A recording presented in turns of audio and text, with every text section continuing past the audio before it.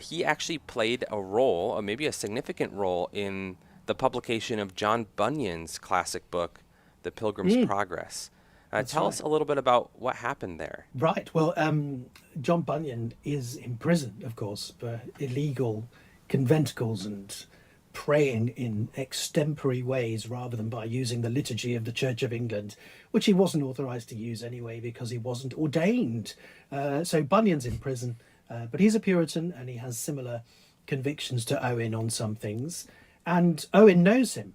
They're familiar with each other. And so when Owen's publishing his commentary on Hebrews, the first volume of that in 1668, it's published by Nathaniel Ponder, who is the bookseller, the publisher who puts that book together. And this was Ponder's first book, the commentary on Hebrews, quite a difficult book to put together, you can imagine. But Owen then says, hey, you should publish another book. And let me introduce you to my friend John Bunyan. He's a great writer. He's definitely got a book in him. And so Nathaniel Ponder, who is Owen's publisher and published this deep work of exegesis on Hebrews, Ponder publishes Pilgrim's Progress and becomes known as Pilgrim Ponder because Pilgrim's Progress is a runaway success. A So roaring was it a success. So success right away? Was it a bestseller sort of right out of the gate when it was yeah, published? and it's never been out of print, and it's in hundreds of languages and millions of editions, and that is one of the best-selling books of all time across all the centuries. So, yes, and that's we have Owen to thank for that Yeah, that's incredible. in a And way. then I also read that Owen tried unsuccessfully ultimately, but tried multiple times to actually help Bunyan get out of prison because he was in prison for so many years. Why did he fail? Why was he not able to pull the strings necessary?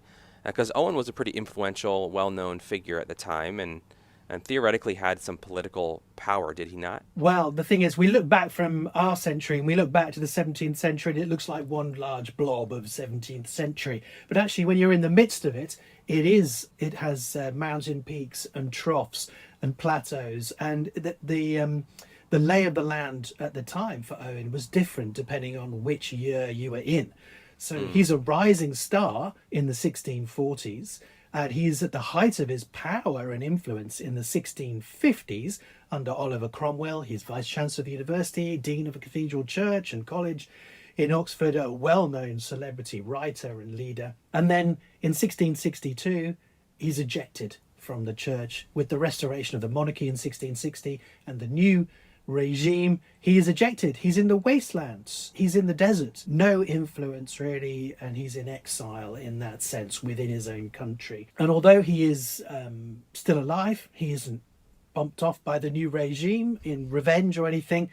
He does have some access to the king as a leading nonconformist, and he does go and see the king on a couple of occasions to speak to him. At one point, he says to the king said to him, "Why do you knock around with this guy Bunyan?